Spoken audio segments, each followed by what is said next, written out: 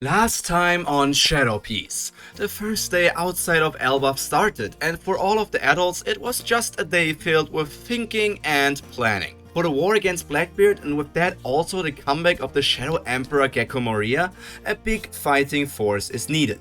So both the new Giant Warrior Pirates and the Strawhat Pirates set out to gather as many of the Fleet of Death members to fight together with them. Hyrdine and his crew know where to find two of the other sins, so their journey goes towards them. Meanwhile, Moria's crew is following a more random path, just hoping that fate will guide them correctly once again.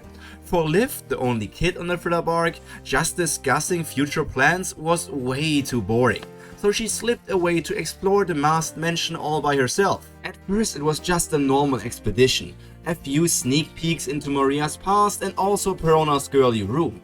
It was all stuff the young girl found interesting, but she wanted to discover something even more exciting, and her wish would get fulfilled right after that thought came up.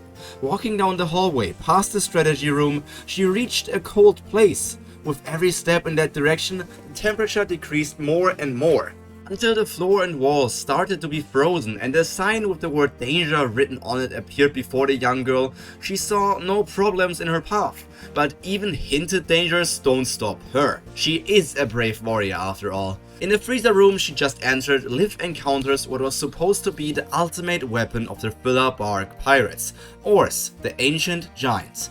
After Moria lost all of his shadows, the corpse of the continent polar returned to being nothing else but, well, a corpse. One thing he forgot to do on Elbaf was ask for Hyrdine's shadow once again. It would have resulted in an even stronger version of Oars being created, but even the Shadow Emperor can forget things from time to time. When Liv wanted to slowly back away from the ancient monster, she bumps into her now adoptive father. Her wild and childlike imagination started going crazy, going as far as thinking she stumbled into a very dangerous place. Would the Onion Devil freeze her as well and portray her like a trophy? Sweat drops would fall down from her face if it wasn't so cold in this room. Apparently the adults finished their discussion and now moved over to where they saw the young girl sneak towards to. In Liv's eyes, all of them stare at her with bright red eyes, just like real monsters would. In fact, she sees the same gaze for Bronya in the moment. Obviously, this is all just in her head, but the fear for her life gets imprinted in her mind once again. That is until Moria places his hand lovingly on her head. So you found Oars. I wanted to show him to you later together with Bronya, but I guess I can do it now as well. The Iron Maiden's mouth is agape. She has seen many monsters in her life, but this red-skinned titan is a completely different level. If she didn't know better, she would just think that she is dreaming. Just from the reactions of these two Elbaf giants, Maria is amused and continues to laugh. This creature you see is an ancestor of both of you. We just call them ancient giants. You might have heard of them before already. Over the head of Liv, nothing but question marks can be seen. For Bronya, however, something seems to have clicked. She isn't that interested in history, but sometimes a tale from the past can talk about great warriors and incredible wars. So these kind of stories stir up her passion for fighting. So she did in fact hear stories from older giants that were all about the ancient giants. Monsters that would easily tower of the current giant race, but she always just took it as fairy tales to scare children into doing what their parents want them to do. So it was actually all true? Seeing this colossus right in front of her, she can't help herself but get excited about the idea of fighting against one of them. However, knowing of their existence only brings up more questions. With their size and might, who would be powerful enough to wipe them from the annals of history? Are they actually connected to the current giant race, or did they originate from somewhere completely different? And last but not least, is the term continent polar just a title, or is it actually something the ancient giants were capable of? Nobody on the thriller bark knows the true history behind these creatures, but all of them would be interested in finding out more about it. Almost pushing Liv out of the freezer room, they return to a different situation they still need to take care of. The living spaces for both Bronya and Liv. The Shadow Emperor has a clear idea already, but he will need Perona's approval for it. Hearing the talk about her future room pulls the young giant instantly back into reality. Besides exploration, this is the thing she was most excited about, her very own personal room. Back on Elbaf, she had to share with a lot of other orphan girls. She still was happy about the help they received from Bronya.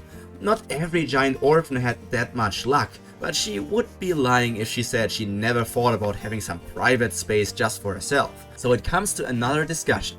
Moria's idea entails that both Perona and Bronya move into the other mansion connected to the Masked Mansion, where some guy named Hawkback used to live in. From Perona's face of repulse, her bad relationship with that person is quite obvious.